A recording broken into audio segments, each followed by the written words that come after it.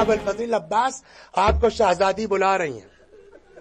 آئے تو مگر کہتے ہیں کہ دور ہی سے ہاتھ جوڑ لیے زینب کے سامنے.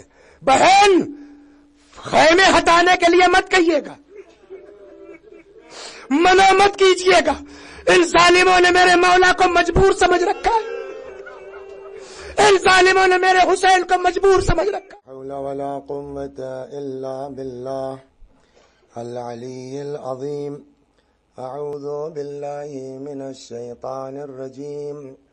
بسم اللہ الرحمن الرحیم. الحمد للہ رب العالمین بارئ الخلائق اجمعین باعث الانبیاء والمرسلین والصلاة والسلام والتحیة والاکرام على البشیر النذیر السراج المنیر سیدنا ونبینا وشفیعنا انشاء اللہ ابی القاسم محمد.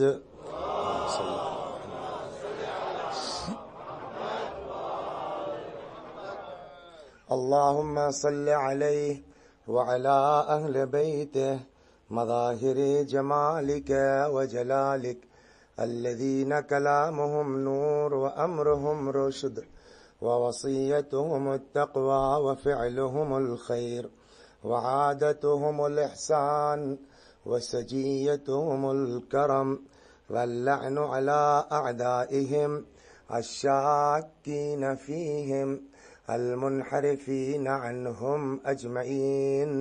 أما بعد فقد قال رسول الله صلى الله عليه وآله وسلم إن الحسين مصباح الهدى وسفينة النجاة. حسين مني وأنا من حسين أحب الله من أحب حسينا. صلوات بر محمد.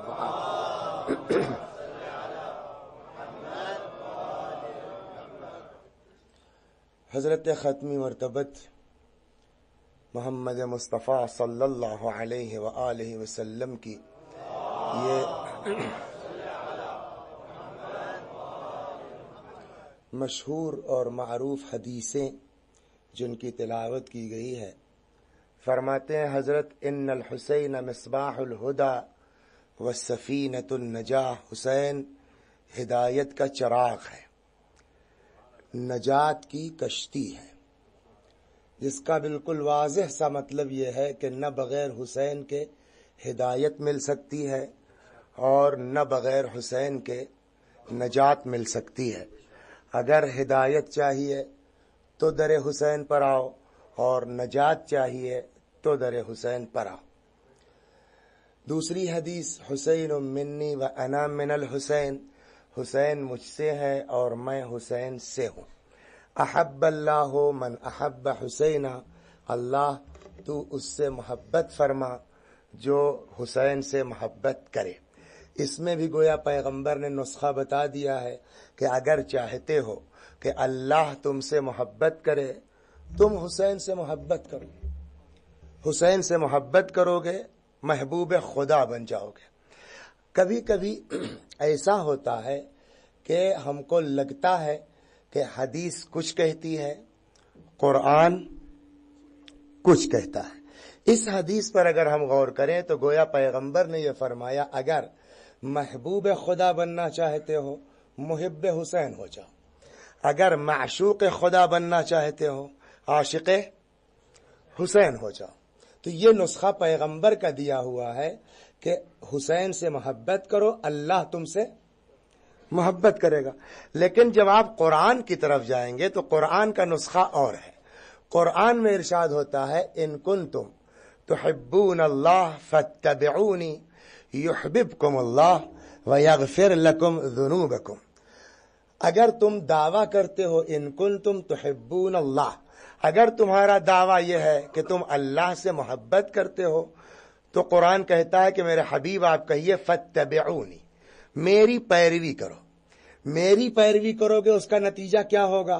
یحببکم اللہ، دو فائدے ہوں گے پیغمبر کی پیروی سے. نمبر 1 یحببکم اللہ، اللہ تم سے محبت کرے گا. ویغفر لکم ذنوبکم، اور دوسرا فائدہ پیغمبر کی پیروی کا یہ ہے کہ اللہ تمہارے گناہوں کو معاف کر دے گا. تو قرآن کے اس قانون کے اعتبار سے اگر ہم چاہتے ہیں کہ اللہ ہم سے محبت کرے، ہم کو کیا کرنا ہوگا؟ رسول کی پیروی. دو فائدے اس کے ہیں، ایک تو یہ تم معشوق خدا بنو گے، اور دوسرا یہ کہ اللہ تمہارے گناہوں کو معاف کرے گا. تو قرآن کہتا ہے محبوب الہی بننا ہے تو میرے حبیب کی پیروی کرو. حبیب فرماتے ہیں کہ اگر محبوب خدا بننا ہے تو حسین سے محبت کرو.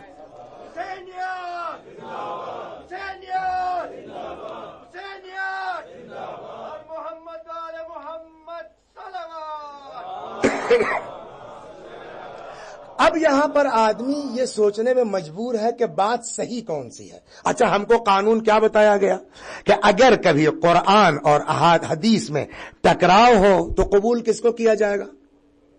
قرآن کو. قرآن کہتا ہے کہ پیغمبر کی پیروی کرو، حدیث کہتی ہے کہ حسین سے محبت کرو. آیا قرآن کو مانے یا حدیث کو مانے؟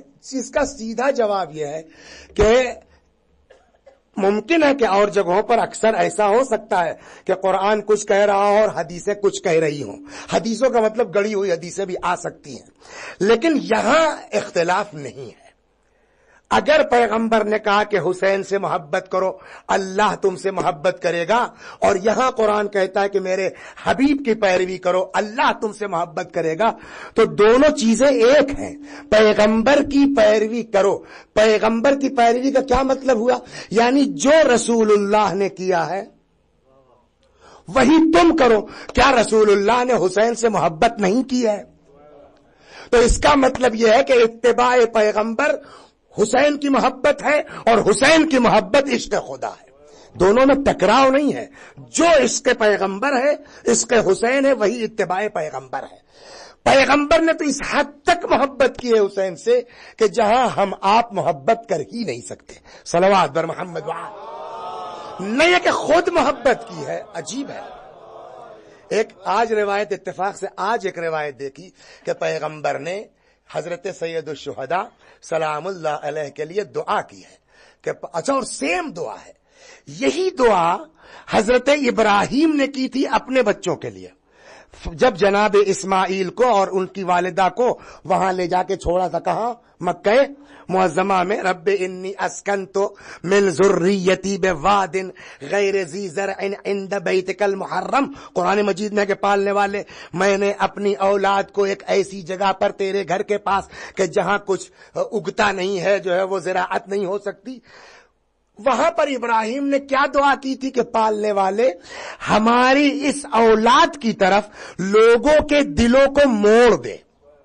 یہ حضرت ابراہیم کی دعا ہے کہ پالنے والے میں نے اپنے ذریت کو تیرے گھر کے پاس چھوڑ دیا ہے، اور تو لوگوں کے دلوں کو میری اس ذریت کی طرف موڑ دے. اور اللہ نے لوگوں کے دلوں کو ایسا موڑا ہے کہ آج انسان جو بھی جاتا ہے وہ حضرت ہاجرہ کی پیروی کرتا ہے کہ نہیں کرتا ہے؟ صفا اور مروہ کے درمیان دوڑتا ہے کہ نہیں دوڑتا ہے؟ خانہ خدا کا یہی دعا بے نہیں حضرت پیغمبر اکرم صلی اللہ علیہ وآلہ وسلم نے حضرت سید الشہداء کے لیے کی ہے کہ پالنے والے لوگوں کے دلوں کو میرے حسین کی طرف موڑ دے. تو اب جو بھی کائنات میں حسین کا عاشق نظر آئے، سمجھ لیجئے اس کے حق میں نبی کی دعا قبول ہوئی ہے، اور جو حسین سے الگ ہو جائے گویا نبی کی دعا اس کے حق میں قبول نہیں ہوئی. صلوات در محمد.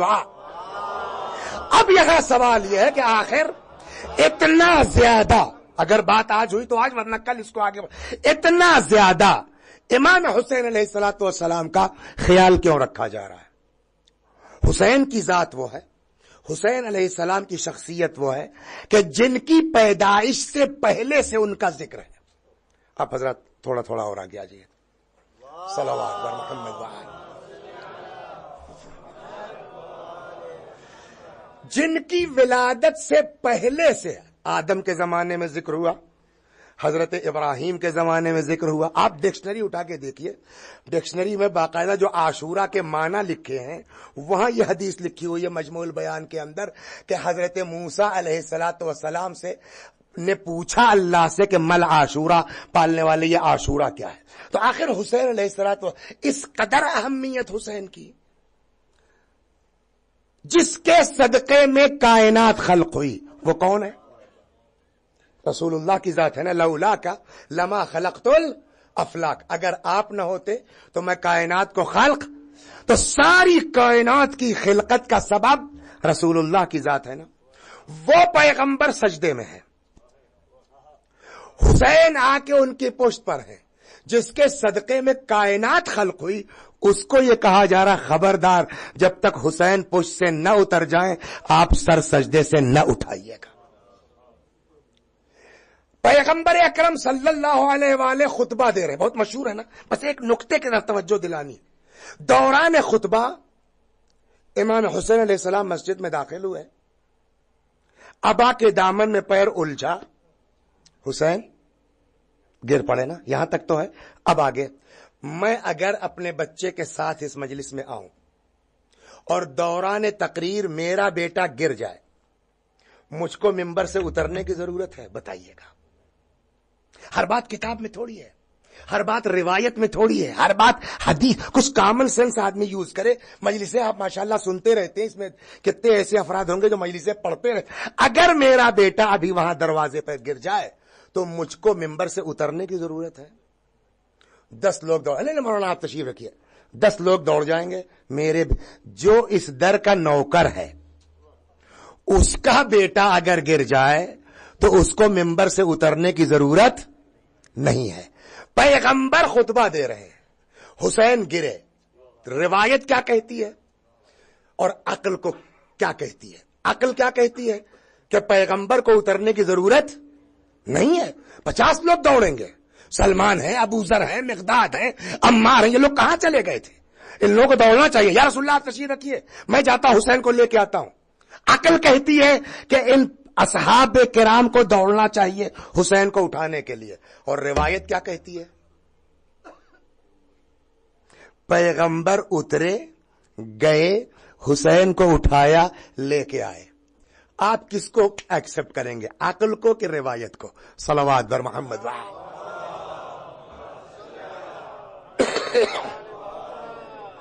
کس چیز کو آپ قبول کریں گے؟ عقل کو قبول کریں گے. عقل کہتی ہے پیغمبر کو نہیں اترنا چاہیے.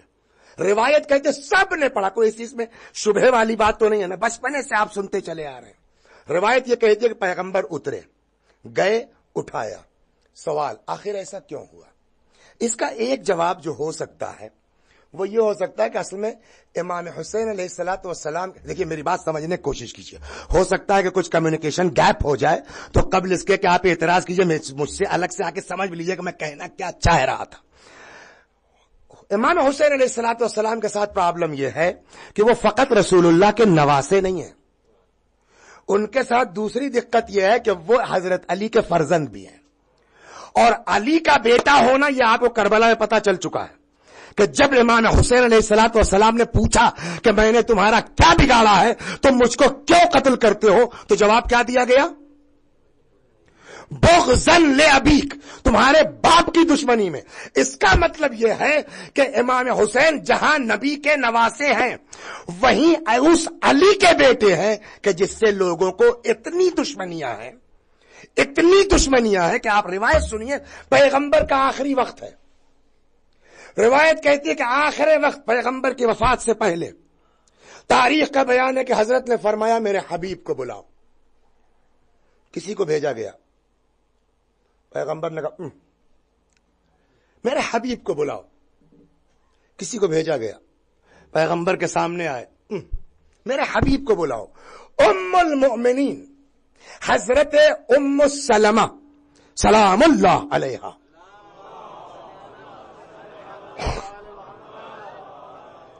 نے فرمایا کیا کر رہی ہو تم لوگ, سمجھ نہیں رہی ہو؟ یہ علی کو بلا رہے ہیں, علی کو. امیر المؤمنین آئے. روایت کا جملہ یہ ہے کہ جیسے ہی مولائے کائنات آئے, पैगंबर ने अली को अपने सीने से लगाया।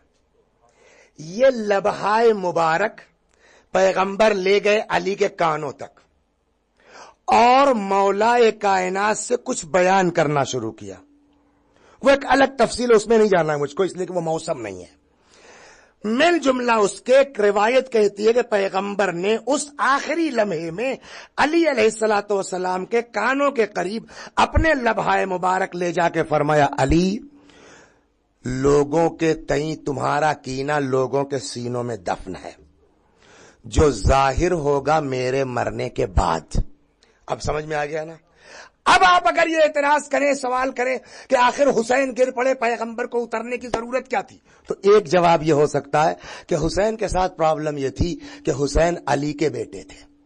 जब हुसैन गिर पड़े तो लोगों को अली से कुदूरत थी, जैसा कि मैंने अभी अर्ज किया कि पैगंबर ने फरमाया, लोगों के सीनों में तुम्हारा कीना दफन है, जो जाहिर होगा मरने के मेरे बाद। तब लोग हुसैन गिरे हैं, अली के बेटे हैं, छोड़ो, जाने दो। ये जवाब आप दे सकते हैं कि चूंकि लोगों को अली से कुदूरत थी, अली से दुश्मनियां थी, हुसैन उस अली के बेटे थे, इसलिए अवॉइड किया, जाने दो। लेकिन यह जवाब हमारा इसलिए काबिल कबूल नहीं है कि क्या सारे मजमे को अली से कुदूरत थी? सलमान को भी कुदूरत थी माज़अल्लाह, अबूजर को भी अली से दुश्मनी थी, बगदाद को, अम्मार को भी अली से दुश्मनी थी। आप कहेंगे साहब हो सकता है उस मजलिस में ना रहे हो, सलवात बर मोहम्मद, ये सवाल हो सकता है क्या? मुमकिन है साहब, लेकिन ये भी कि जितने चाहने वाले अली के थे वो एक साथ उस दिन मजलिस से गायब हो गए थे कि आज न सलमान। दूसरी बात, ऐसा मुमकिन नहीं है कि कहीं पैगंबर की तकरीर हो और अबूजर गायब हो जाए। ऐसा मुमकिन नहीं है कि कहीं पैगंबर की तकरीर हो और सलमान न हो, अम्मार न हो, मिक़दाद न हो। फिर जवाब हमारे पास क्या है? जबकि अक्ल ये कहती है कि पब्लिक को जाना चाहिए, रिवायत ये कहती है कि पैगंबर, तो अब इसके अलावा हमारे पास कोई जवाब नहीं है कि सलमान उठे होंगे। ऐसा मुमकिन नहीं है कि सलमान के सामने हुसैन गिर जाए और सलमान न उठे, मिक़दाद न उठे, अबूजर न उठे, बकिया असहाब भी उठे होंगे। अकल कहती, रिवायत कहती है मगर पैगंबर गए। क्या करें अब इसके अलावा? तीसरा जवाब इसका यह है कि ये उठे तो होंगे, लेकिन मुमकिन है, मे बी पॉसिबल, कि मिंबर से पैगंबर ने इशारा किया हो, खबरदार आप लोग अपनी जगह बैठिए, मैं आ रहा हूं। इसके अलावा कोई जवाब हमारे आपके पास नहीं हो सकता है। अब अगर ये हम मानते कि पैगंबर ने कहा खबरदार कोई हुसैन को उठाने की कोशिश न करे, इसके पीछे राज क्या या रसूल अल्लाह, ऐसा क्यों किया? कहीं कोई मिंबर से उतर के जाकर के उठाता है? अजब नहीं, पैगंबर आवाज दे, आज पहले दिन हुसैन गिरे हैं, सहाबियत को उसकी हैसियत बता दी जाए, कोई इमाम को सहारा देने की कोशिश न करे। सलवात बर मोहम्मद वा। इमाम को आम इंसान सहारा नहीं दे सकता, वलो जाहिरी तौर पर ही क्यों न गिरा। पैगंबर मिंबर पर आ गए। अब यहां पे आखिरी बात आता हूं अपनी मंजिल पर मैं।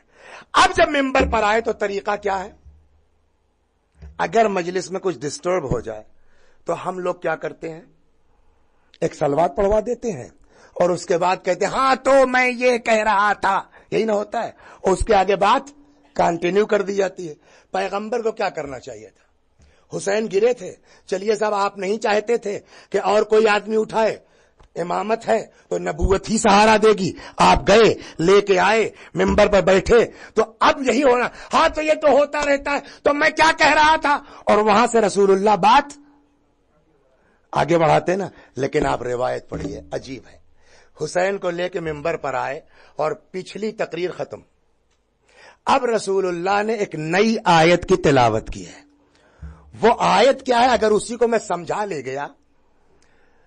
मिंबर पर लेके आए, पिछली गुफ्तगू खत्म, और अब एक नई आयत की तिलावत फरमाई। फरमाते कि इन्नमा अमवालुकुम व औलादुकुम फितना, तुम्हारा माल, तुम्हारी औलाद तुम्हारे लिए आजमाइश का सबब है। या रसूल अल्लाह, आप भी माज़अल्लाह बेरब्त गुफ्तगू करते हैं। क्या मतलब? अभी कुछ कह रहे थे, ये अचानक नई आयत। عجب نہیں پیغمبر آواز دے اگر میری گفتگو بے ربط ہوگی تو ربط والی گفتگو کس کی ہوگی؟ ڈھنگ کی گفتگو کس کی ہوگی؟ میں نے کہا رسول اللہ مگر پچھلی تقریر سے اس آیت کا رابطہ کیا ہے؟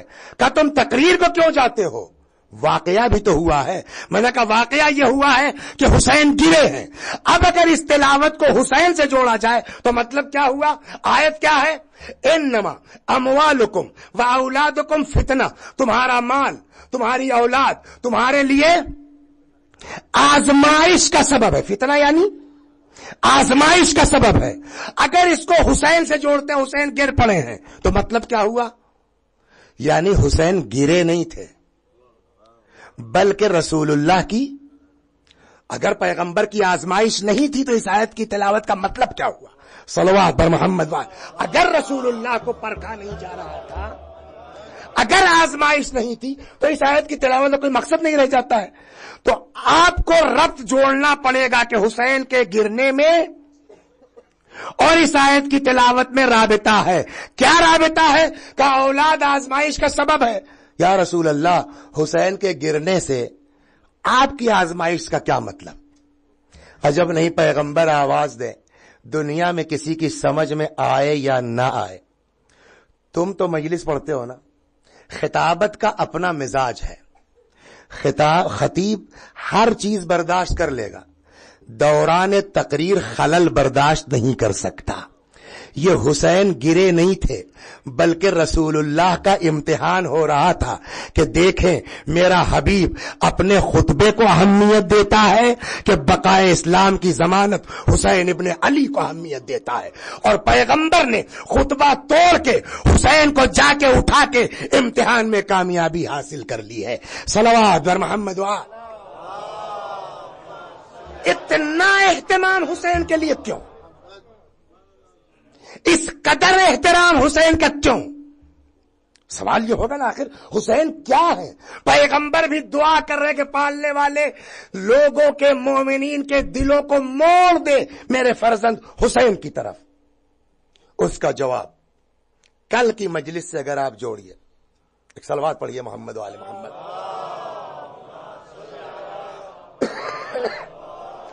کل کی مجلس سے اگر آپ جوڑیے، امام حسین علیہ الصلوۃ والسلام نے یزید کی بیعت سے انکار کیا، اور کیا کہہ کے انکار کیا؟ نہ یہ کہ میں فقط، بلکہ مثلی لا یبایع مثلہ، میرے جیسا کبھی یزید جیسوں کی بیعت نہیں کر سکتا۔ آخر یہ انکار امام حسین نے کیوں کیا؟ اب یہاں پر ایک سوال یہ ہوگا کہ حضرت سید الشہداء سلام اللہ علیہ نے یزید کی بیعت سے انکار کیا کیوں؟ ایک جواب آپ یہ دے سکتے ہیں کہ اصل میں امام حسین علیہ الصلوۃ والسلام کو یہ اتنا اندازہ نہیں تھا کہ انکار بیعت معاملہ یہاں تک پہنچ جائے گا، اس لیے امام حسین علیہ السلام نے انکار کر دیا، اور جب انکار کر دیا تو کر دیا، چاہے جتنی بڑی مصیبت آئے۔ ایک جواب یہ ہو سکتا، کیا یہ آپ کہہ سکتے ہیں کہ امام حسین علیہ الصلوۃ والسلام کو اندازہ نہیں تھا کہ انکار بیعت کا نتیجہ کیا ہوگا؟ حسین کو پتہ ہی نہیں تھا کہ انکار بیعت سے کیا ہونے والا ہے؟ کہ حسین نہیں جانتے تھے؟ حسین سے پہلے میں نے ابھی عرض کیا نا، آدم کے زمانے میں تو شہادت حسین کا ذکر ہے، نوح کے دور میں کشتی بناتے وقت تو حسین کی شہادت کا ذکر ہے، حضرت ابراہیم کے زمانے میں تو حسین کی شہادت کا ذکر ہے، حضرت موسیٰ علیہ السلام نے باقاعدہ خدا سے پوچھا پالنے والے عاشورہ کیا ہے، پوری داستان عاشورہ ان کو بتائی گئی۔ لہذا یہ تو آپ کہہ ہی نہیں سکتے کہ معاذ اللہ امام حسین علیہ السلام کو اندازہ نہیں تھا، کہ امام حسین علیہ السلام جانتے نہیں تھے کہ یزید کی بیعت کا نتیجہ یہ نکلے گا۔ یقینی طور پر ہم کہہ سکتے ہیں کہ حسین کو اچھی طرح معلوم تھا، اچھی طرح جانتے تھے کہ یزید کی بیعت سے انکار کا نتیجہ کیا ہوگا۔ کیوں؟ اس لیے کہ آپ نے مجلسیں سنی ہوں گی 12 بزرگوں سے، اکثر آپ نے یہ روایت ممکن ہے ہر محرم میں سنتے ہوں کہ حسین علیہ السلام ابھی پیدا نہیں ہوئے ہیں، شکم مادر میں ہیں۔ ایک دن حضرت زہرا سلام اللہ علیہا نے پیغمبر سے فرمایا، بابا میرے شکم میں جو بچہ ہے وہ عجب آوازیں دیتا ہے، کبھی کہتا ہے یا اماں، انا ولدک العطشان، اماں میں تمہارا پیاسا بچہ ہوں۔ کبھی کہتا ہے یا اماں انا ولدک العریان، اماں میں تمہارا برہنہ بچہ ہوں۔ اور اس وقت پیغمبر نے پوری داستان حضرت زہرا کو بتائی تھی نا، وہ حسین جو پیدائش سے پہلے ماں کے شکم میں بتا سکتا ہے کہ میرے ساتھ کیا ہونے والا ہے، یزید کی بیعت سے انکار کے وقت امام حسین کو پتا نہیں تھا کہ انکار بیعت کا نتیجہ کیا برآمد ہوگا۔ حتیٰ کہ غیر دشمن کی بات کیجیے، صلوات بر محمد، غیر مسلم کی بات کیجیے۔ امام حسین سلام اللہ علیہ پیدا ہو گئے، بہت مشہور ہے داستان۔ ایمن امام حسین کو آغوش میں لے کے چلی ہے، کچھ دور چلی تھی کہ ادھر سے، اب یہ میں نہیں بتا پاؤں گا، یہ میرے علم کی کمی کہی ہے کہ پیغمبر کے گھر سے علی کے گھر جا رہی تھی یا مولا کے گھر سے پیغمبر کے گھر، بہرحال نکلی ہیں۔ راستے میں یہودیوں کا ایک چھوٹا سا ٹولہ قافلہ، اس میں ان کا عالم، اس کی نظر پڑ گئی حضرت سید الشہداء پر۔ جیسے ہی اس نے امام حسین کی شکل دیکھی رک گیا، کہنے لگا ایمن یہ بچہ کون ہے؟ جان بطول فرزند رسول علی کا لاڈلا ہے۔ کہنے لگا اے ایمن اجازت ہے میں اس بچے کے لبوں کو چوم لوں؟ ایمن نے کہا نہیں۔ کیوں؟ کہ حسین طیب و طاہر ہے، نجس لب طیب و طاہر لبوں سے مس نہیں ہو سکتے۔ کہنے لگا اچھا ایمن یہ بتاؤ اگر میں کلمہ پڑھ لوں تو؟ اگر میں، وہ حدیث یاد ہے نا کل سے پڑھی جا رہی ہے، ان الحسین مصباح الہدا والسفینۃ النجاہ، حسین ہدایت کا چراغ ہے، اگر میں کلمہ پڑھ لوں تو مجھ کو کوئی اعتراض نہیں ہے۔ اشہد ان لا الہ الا اللہ واشہد ان محمد رسول اللہ، بات یہیں ختم نہیں ہوئی۔ اس کے بعد رخ کرتا ہے آسمان کی طرف، کہتا پالنے والے تو گواہ رہنا میں تیرے حسین کے ہاتھوں پر ایمان لایا ہوں۔ بات یہیں ختم نہیں ہوئی، اس کے بعد متوجہ ہوتا ہے اپنی قوم کی طرف، کہتا ہے جانتے ہو یہ بچہ کون ہے؟ کل کو میدان کربلا میں یہ بچہ اتنا پیاسا ہوگا، اتنا پیاسا ہوگا کہ زمین و آسمان کے درمیان کی فضا اس بچے کی نگاہ میں دھوئیں کے مانند ہو جائے گی۔ آپ انصاف سے بتائیے، حسین کے بچپنے میں ایک یہودی جانتا ہے کہ حسین کے ساتھ کیا ہونے والا ہے، خود حسین کو پتا نہیں ہے کہ انکار بیعت کا نتیجہ کیا ہوگا۔ امام حسین سلام اللہ علیہ مدینے سے چلنے لگے، جب سنا ہے نا ام المؤمنین جناب سلمہ نے روکا، بیٹا کہاں جا رہے ہو؟ عراق مت جاؤ۔ کیوں؟ میں نے تمہارے نانا سے سنا ہے کہ میرا بیٹا کل کو عراق میں شہید کیا جائے گا۔ اسی گھر میں رہ کے باہر سے آ کے ام المؤمنین حضرت سلمہ کو پتا ہے کہ اس حسین کے ساتھ کیا ہونے والا ہے۔ 57 برس کی عمر میں حسین کو پتا نہیں تھا۔ ایک حسین مکے پہنچ گئے، کل عرض کیا نا ہم نے، خطوط آئے، جناب مسلم کو بھیجا، مکے پہنچ گئے۔ اب جب مکے سے مسلم کو بھیجنے کے بعد ذی الحجہ میں خود نکلنے لگے ہیں حسین، تو ابن عباس نے روکا مت جائیے۔ جواب کیا تھا امام حسین کا؟ اللہ مجھ کو شہید دیکھنا چاہتا ہے۔ آگے کل انشاءاللہ بحث ہوگی کیوں اللہ دیکھنا چاہتا۔ اچھا آپ جائیے، عورتوں اور بچوں کو نہ لے جائیے، اللہ ان کو اسیر دیکھنا چاہتا ہے۔ امام حسین مکے سے نکل گئے، کربلا پہنچ گئے۔ کربلا میں روز عاشورہ کی بات ہے۔ روز عاشورہ جب رخصت کے لیے آئے ہیں تو ایک منظر وہ بھی لکھا جاتا ہے کہ اچانک امام حسین نے رونا شروع کیا۔ جناب زینب سلام اللہ علیہا نے پوچھا کہ بھیا ہم روتے تھے تو آپ ہم کو منع کرتے تھے۔ روایت بھی ہے کہ ایک مرتبہ شور گریہ بلند ہوا، امام حسین پلٹ کے آئے، کہتے ہیں یا اختی زینب ما لکن انا حسین کن حی وانتم تبکین، کیا ہو گیا میری بہن زینب، ابھی تمہارا بھائی زندہ ہے اور تم لوگ حسین کے ہوتے ہوئے رو رہی ہو۔ تو جب یہ عورتیں روتی تھیں تو امام حسین ان کو چپ کراتے تھے، مت رو ابھی تمہارا بھائی زندہ ہے۔ آخر وقت جب خود رخصت ہو کے جانے لگے تو روایت کہتی ہے کہ باقاعدہ امام حسین نے گریہ شروع کیا۔ زینب نے پلٹ کے سوال کر لیا، بھیا ہم روتے تھے تو آپ ہم کو منع کرتے تھے، اور اب آپ کیوں رو رہے ہیں؟ اس وقت جانتے ہیں امام حسین کا جواب کیا تھا؟ فرماتے ہیں زینب میری نظروں کے سامنے وہ منظر ہے کہ میرے بعد کس طریقے سے تم لوگوں کو اسیر کیا جائے۔ اب ان ساری چیزوں کے بعد اگر کوئی پوچھے تو جواب ہے نہیں ہے کہ اپنی شہادت ایک ایک چیز کا علم تھا حضرت سید الشہداء کو کہ یزید کی بیعت سے انکار کے بعد ہمارے گھرانے کے ساتھ کیا کیا ہونے والا ہے۔ بالکل پکی بات ہے نا۔ جب یہ طے ہو گیا کہ حسین جانتے تھے کہ ہماری انکار بیعت کا نتیجہ یہ ہوگا، تو اب سوال یہ ہے کہ حسین نے نہ یہ کہ خود انکار کیا بلکہ قیامت تک کا اعلان کر کے چلے گئے مثلی لا یبایع مثلہ، میرے جیسا کبھی حسین جیسے، میرے جیسا کبھی یزید جیسے کی بیعت نہیں کر سکتا۔ انشاءاللہ اس پر گفتگو تفصیلی کل ہوگی۔ آج بس ایک مختصر، کیا یہ ممکن نہیں تھا کہ حسین یزید کے ہاتھ میں بیعت کر لیتے؟ کیا مطلب تھا حسین کو دنیا سے؟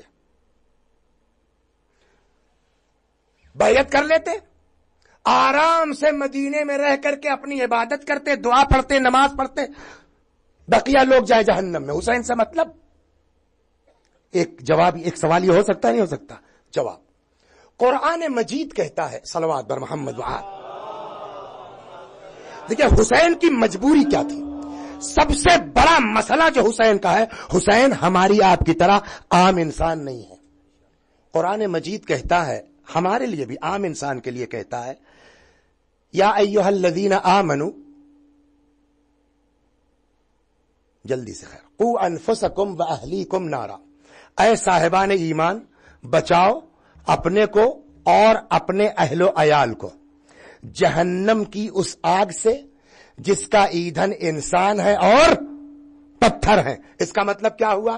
ہمارا اکیلے مومن ہو جانا کافی نہیں ہے، اکیلے دیندار ہو جانا کافی نہیں ہے، اکیلے اللہ والا ہو جانا کافی نہیں ہے۔ آج سنڈے ہے، 5 بجے ہم آ گئے تاکہ یہاں نماز جماعت بھی پڑھیں گے، اس کے بعد جو ہے مجلس میں بھی شریک ہوں گے، نیاز میں بھی شریک، تو ہمارا خود کا 5 بجے نماز جماعت میں آنا انف نہیں ہے جب تک کہ ہم کو یہ توجہ نہ ہو کہ ہمارے ساتھ ہمارا بیٹا بھی نماز میں آ رہا ہے کہ نہیں آ رہا ہے۔ قرآن کہتا قوا انفسکم واہلیکم نارا، اپنے کو اور اپنے اہل و عیال کو جہنم کی آگ سے بچاؤ جس کا ایندھن انسان ہے اور پتھر ہے۔ مطلب یہ قرآن خود غرض انسان، سیلفش انسان کو پسند۔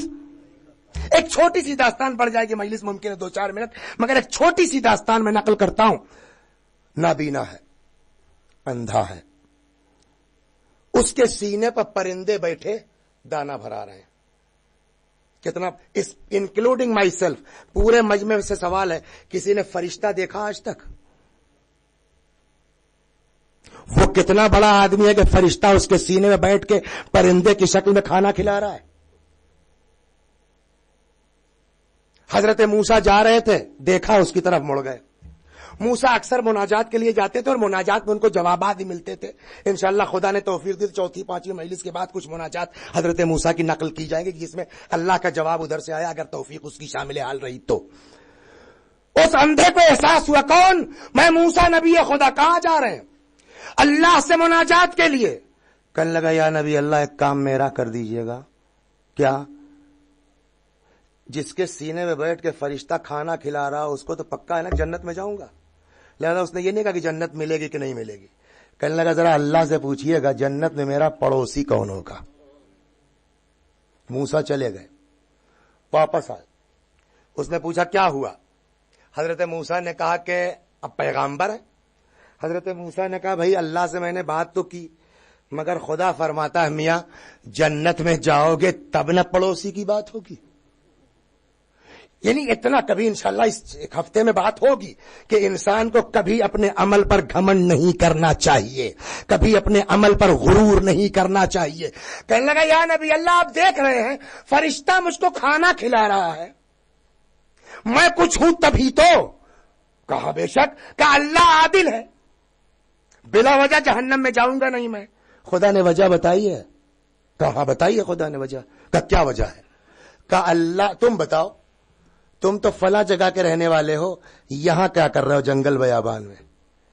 کہنے لگا یا نبی اللہ میری بستی کے لوگ بے دین تھے, میری بستی کے لوگ لامذہب تھے, میں نے سوچا ان کے درمیان رہوں گا اپنا بھی دین ایمان خراب ہوگا, لہذا چلو جنگل بیابان میں عبادت کر کے کم از کم اپنی جنت تو بچا لو. حضرت موسیٰ نے کہا یہی بات خدا کو ناپسند ہوئی ہے کہ تجھ کو اپنی نجات کی فکر تھی, بقیہ میرے بندوں کی نجات کی فکر نہیں تھی. اگر تو بستی میں رہتا, تبلیغ کرتا, ہدایت کرتا, شاید 2-4 لوگ صحیح ہو جاتے, سدھر جاتے, راہ راست پر آ جاتے.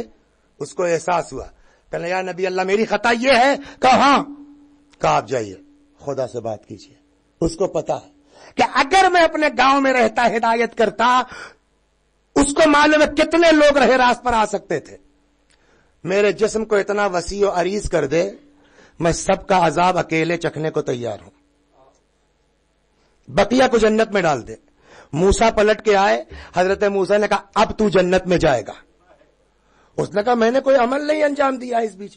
کہ صرف اتنے تھنکنگ کا چینج ہو جانا. ابھی تک تجھ کو اپنی فکر تھی, اب بقیہ بندوں کی بھی فکر ہو گئی ہے, لہذا تیری نماز بھی قبول ہے, تیری عبادت بھی قبول ہے. سمجھ میں آئی بات؟ اللہ اکیلے مومن ہو جانے کو انف نہیں سمجھتا. قو انفسکم واہلیکم نارا, اپنے ساتھ ساتھ اپنے والوں کو جہنم کی آگ سے. اب سب کی اوقات الگ الگ ہے. ہماری بیوی, ہمارے 2 بچے, تمام, ہم سے بقیہ مطلب نہیں ہے. ہم کو پیش نماز بنا دیا گیا 17 کلفٹن ماسک میں.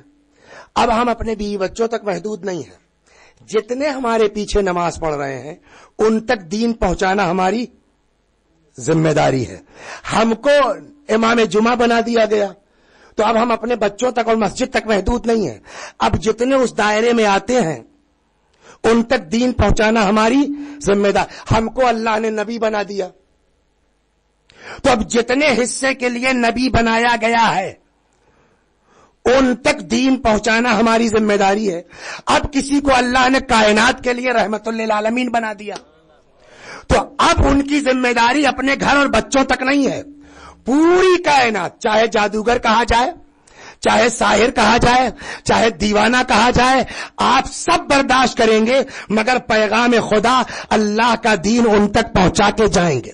رحمت للعالمین اس دنیا سے جانے لگے, تو اب جو ان کا جانشین ہوگا, جو ان کی جگہ پر آئے گا, اب چاہے اس کے گلے میں رسی کا پھندا پڑے, صلوات بر محمد, چاہے اس کے گلے میں رسی کا پھندا ہو, چاہے اس کا گھر جلایا جائے, سب برداشت کیجئے مگر دین بچا کے جائیے. یہی وجہ ہے, آپ نے پڑھی ہے تاریخ میں, 320 کنٹل 32 ٹن کا دروازہ تھا خیبر کا. سنا ہے؟ امیر المومنین علیہ السلام کے ہاتھوں پر تھا. سنا ہے؟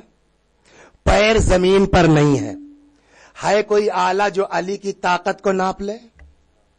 ہے کوئی آلہ جو علی کی طاقت کا اندازہ کر لے؟ پوری فوج اس پر سے گزر گئی, یہاں تک ہے نا. اب تاریخ کیا کہتی ہے؟ رسول اللہ کی وفات کے بعد وہی علی ہے, گلے میں رسی کا پھندا ہے. سنا ہے نا, کوئی نئی بات تو نہیں ہے. ایک آدمی آگے سے کھینچتا ہوا, دوسرا آدمی پشت سے ڈھکیلتا ہوا.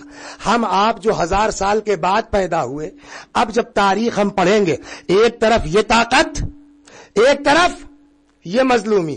عقل میں آئے گی بات, یا یہ صحیح ہے یا وہ صحیح ہے, دونوں میں سے دونوں صحیح نہیں ہو سکتے.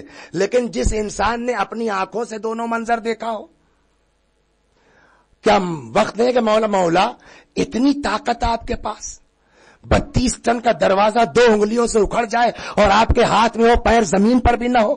کسی کی ہمت ہے کہ جو نگاہ اٹھا کے دیکھ لے آپ کی طرف؟ یہ اتنا صبر کیوں کہ آپ کے گلے میں رسی کا پھندا ہے اور آپ کھینچتے ہوئے لے جا رہے ہیں, آپ چلے جا رہے ہیں. عجب نہیں, مولا آواز دیں, ساتھ ساتھ رہو تب سمجھ میں آئے گا. اور اب پڑھیے تاریخ. علی کے گلے میں رسی کا پھندا سلام اللہ علیہ, ایک آدمی کھینچتا ہوا لے کے جا رہا ہے. تب تک ایک یہودی تھا, اس نے جیسے ہی علی کو دیکھا کہنے لگا اشہد ان لا الہ الا اللہ و اشہد ان محمد رسول اللہ. اس کا دوسرا ساتھی تھا, کہنے لگا کیا ہوا, کلمہ پڑھ لیا تم نے, مسلمان ہو گئے تم؟ کہنے لگا ہاں. کیوں؟ کہنے لگا میں خیبر کا یہودی ہوں. اب سنیے آپ, میں خیبر کا یہودی ہوں, میری انہی آنکھوں نے دیکھا تھا اس آدمی کو در خیبر اکھاڑتے ہوئے, انہی آنکھوں نے دیکھا تھا کہ اس کے سامنے ہاتھوں کے اوپر 32 ٹن کا دروازہ ہے. اب وہی آنکھ دیکھ رہی ہے کہ اس کے گلے میں رسی کا پھندا ہے. میں نے بہت غور کیا, کہاں وہ طاقت اور کہاں یہ صبر. بہت غور کرنے کے بعد ایک ہی بات سمجھ میں آتی ہے, یہ واقعاً اللہ کے نمائندے ہیں.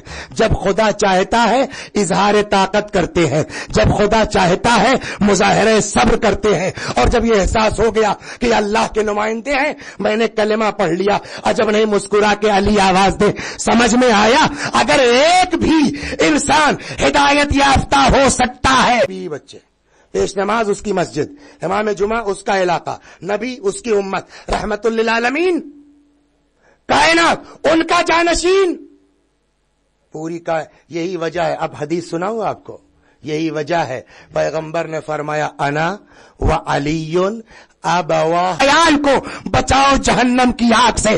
جب حسین امت کے باپ ہیں تو اکیلے مدینے میں بیعت کر کے عبادت نہیں کر سکتے کہ یزید دین کا کھلواڑ کرے. ہمارا گھر لٹ جائے برداشت ہے, مگر یزید کو دین مٹانے کی اجازت نہیں دی جا سکتی. یہ وہ فلسفہ تھا جس کی بنیاد پر حسین ابن علی سلام اللہ علیہ اپنا کنبہ لے کر کے کربلا کے میدان میں آئے ہیں.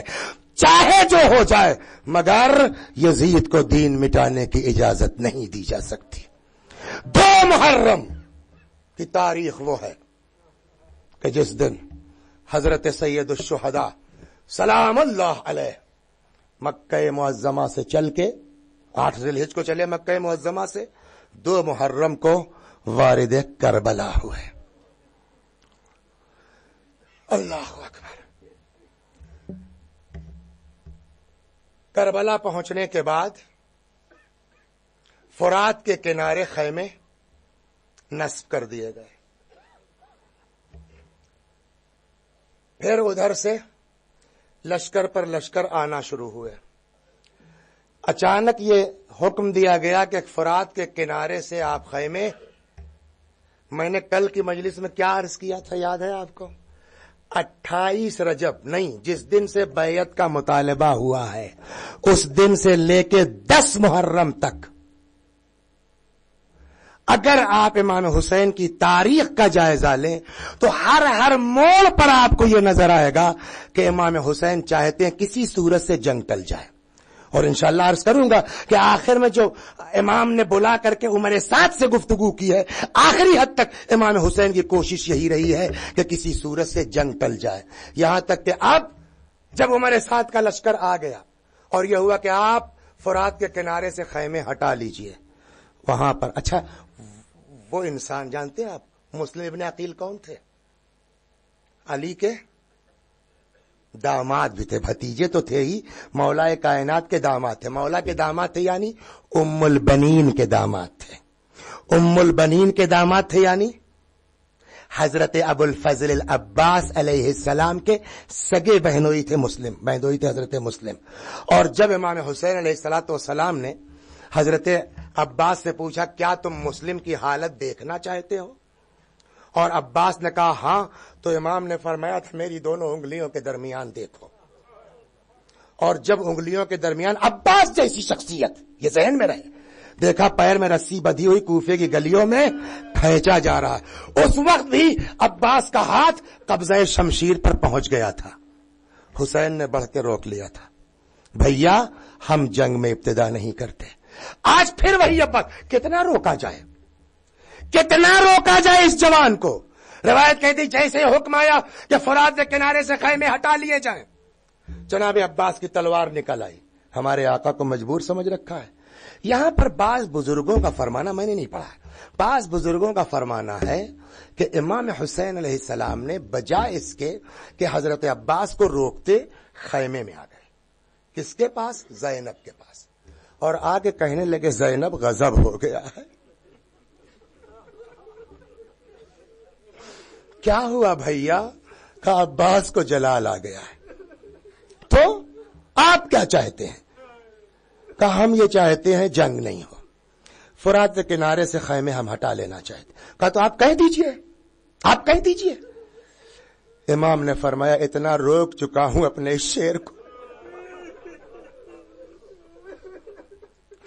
اتنا روک چکا ہوں اپنے اس شیر کو. جناب زینب نے کہا فضہ جاؤ عباس کو بلا لاؤ. اسی گھر کے پروردہ, ان کو پتا ہے کہ کیا ہو رہا ہے. روایت کہتی ہے کہ جیسے ہی فضہ نے کہا آقا ابو الفضل عباس آپ کو شہزادی بلا رہی ہیں, آئے تو مگر کہتے ہیں کہ دور ہی سے ہاتھ جوڑ لیے زینب کے سامنے. بہن خیمے ہٹانے کے لیے مت کہیے گا, منع مت کیجیے گا, ان ظالموں نے میرے مولا کو مجبور سمجھ رکھا ہے, ان ظالموں نے میرے حسین کو مجبور سمجھ رکھا. یہ ہے اطاعت امامت کی. زینب نے کچھ نہیں کہا, صرف ایک جملہ کہا, بھیا مگر امام چاہتے ہیں خیمے ہٹا لیے جائے. بس اتنا سننا تھا کہ عباس کی تلوار نیام میں چلی گئی. اللہ اکبر, اللہ اکبر. کل سے انشاءاللہ کربلا کے متعلق گفتگو ہوگی, لیکن جیسا کہ میں نے کل عرض کیا تھا وہ دو مظلوم بچے جن کا ذکر بہت کم ہوتا ہے باپ کے ساتھ آئے تھے. کہتے ہیں کہ جب مسلم کو یقین ہو گیا کہ اب میں شہید ہو جاؤں گا تو ایک دن مسلم اپنے ان دونوں بچوں کو لے کر کے گئے اسی ملعون شریح قاضی کے پاس کہ ان بچوں کو اپنے پاس امانت کے طور پر رکھو, کوئی قافلہ مل جائے بچوں کو مدینے بھیجوا دینا. اس ملعون نے کیا کیا کہ اپنے بیٹے کے ذریعے, بعض روایتوں میں ہے, ان دونوں بچوں کو کہا کہ جاؤ دیکھو کوئی قافلہ جا رہا ہو تو اس کے ساتھ ان کو بھیج دو. ایک قافلہ جا رہا تھا, اس کا بیٹا بھی ویسے ہی, ان چھوٹے چھوٹے بچوں سے کہا وہ دیکھو قافلہ جا رہا ہے, جاؤ دوڑو مل جائے گا قافلہ. بچے دوڑتے رہے, قافلہ نکل گیا, بچے قافلے کی گرد بھی نہ پا سکے. نتیجہ یہ ہوا کہ یہ بچے کوفے میں ابن زیاد کے قید خانے میں گرفتار ہو گئے. ایک مدت تک گرفتار رہے. یہاں سے جب یہ قافلہ لٹا ہوا 11 محرم کو چلا ہے, 12 محرم کو کوفے پہنچا ہے, تو روایت کہتی اتفاق سے اس لٹے ہوئے قافلے کی ملاقات وہاں قید خانے میں ان دونوں بچوں سے ہو گئی. آپ سوچئے کہ جب ماں ملی ہوگی اپنے بچوں سے, زینب ملی ہوں گی ان بھانجوں سے, تو کیا کچھ نہیں ہوا ہوگا. روایت کہتی ہے کہ پھر اچانک حکم یہ ہوا کہ یہ قافلہ شام جائے گا. جناب زینب نے کہا یا تو ان بچوں کو ہمارے ساتھ شام جانے دو یا ہم کو بھی اسی قید خانے میں روک لو, یا اکیلے بچے کیسے رہیں گے. ابن زیاد ملعون نے ایک نہیں سنی, قافلہ شام چلا گیا اور 2 یہ یتیم بچے اسی قید خانے میں قیدی کی حیثیت سے پڑے تقریباً 1 برس. یہ محرم کا واقعہ ہے, سفر میں جا کے ان کی ذی الحجہ میں جا کے ان بچوں کی شہادت ہوئی ہے, یعنی تقریباً 1 برس تک اس قید خانے میں رہے. دربان کا نام ہے. ایک دن آتا ہے, اللہ اکبر, بچوں نے سوچا کہ کتنا برداشت کریں. جانتے ہیں ان بچوں کا حال کیا تھا؟ 24 گھنٹے میں 2 روٹی اور 2 پیالوں میں گرم پانی یہ بچوں کو ملتا تھا. بچوں نے سوچا جب یہی ہے تو کیوں نہ ہم دن بھر روزے کی نیت کر لیں, شام کو اسی سے افطار کر لیں گے. بچے دن بھر روزہ رہتے تھے, شام کو 1 پیالہ گرم پانی اور 1 روٹی سے افطار کرتے تھے. دربان کا نام ہے مشکور.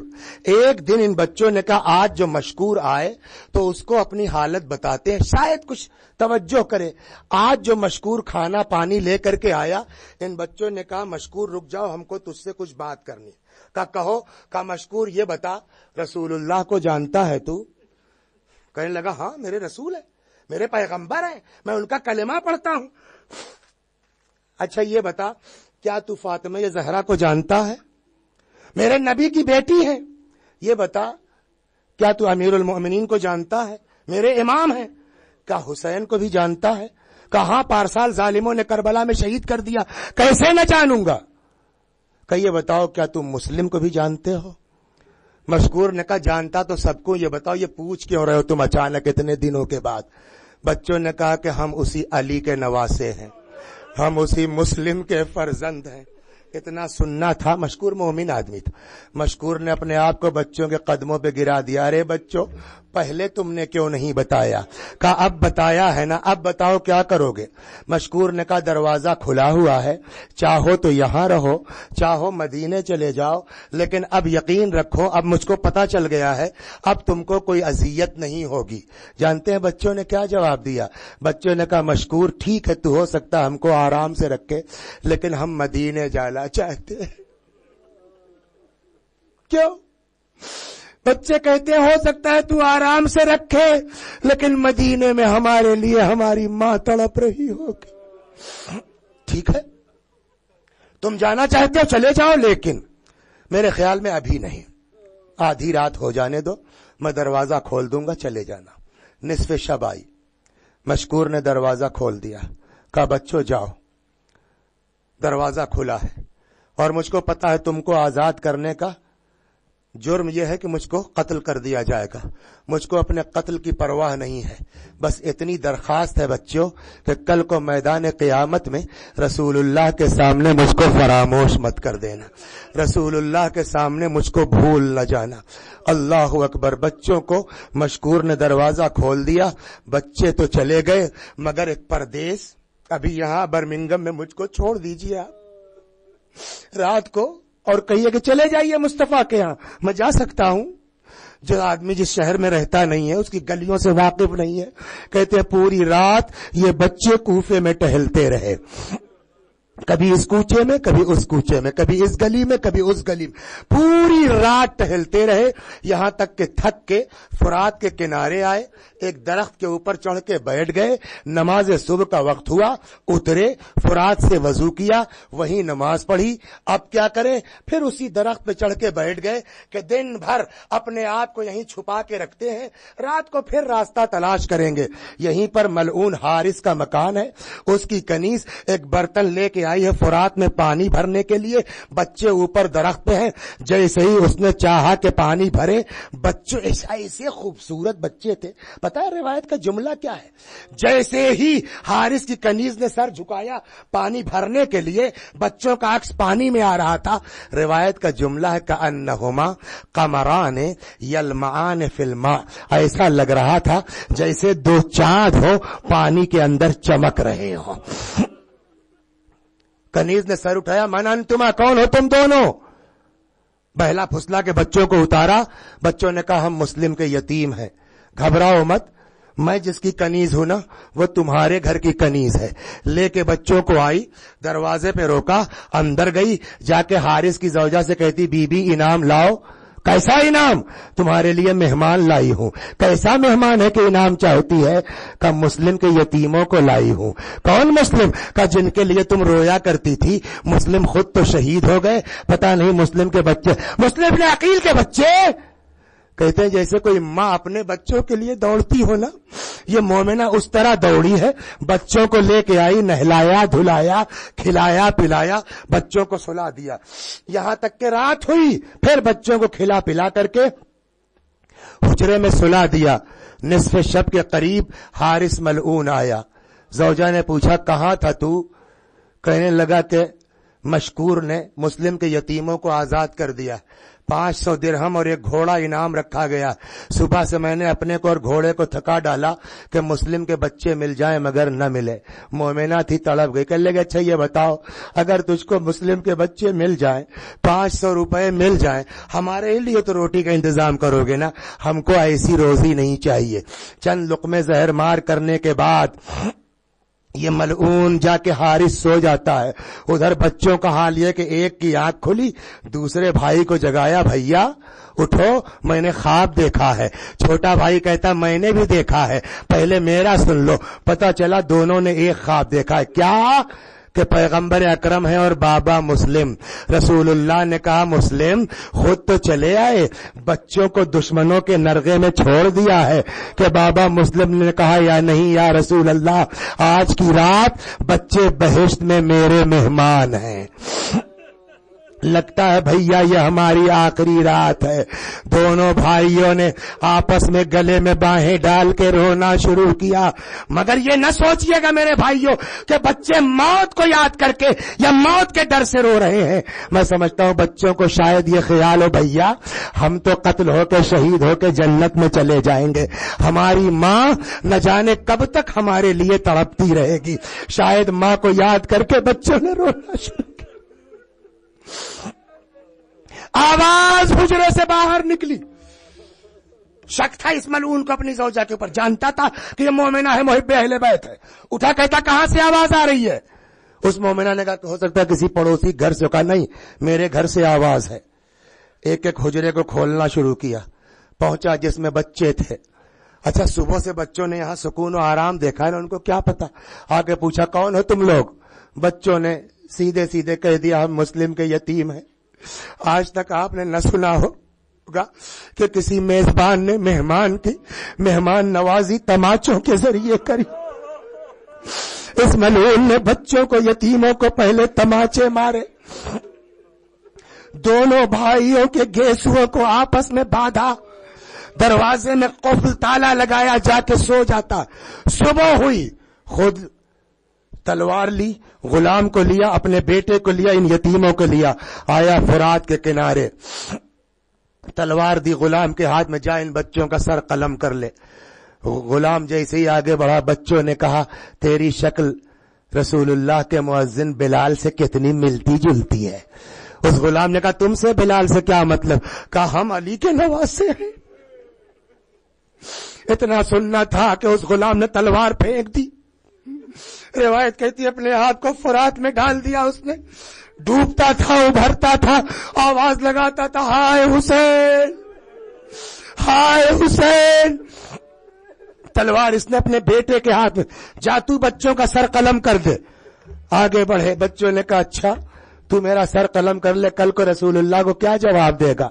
اس نے کہا تم سے نبی سے کیا مطلب؟ کہا ہم علی کے نواسے ہیں. بیٹے نے بھی تلوار پھینکی, بھاگا. حارث کہتا باپ کی نافرمانی کرتا ہے. اس نے کہا اولاد رسول کے قتل میں تیری اطاعت نہیں کر سکتا. جب غلام اور بیٹے دونوں بھاگ گئے, اس ملعون نے تلوار ہاتھ میں لی. بس صاحبان اولاد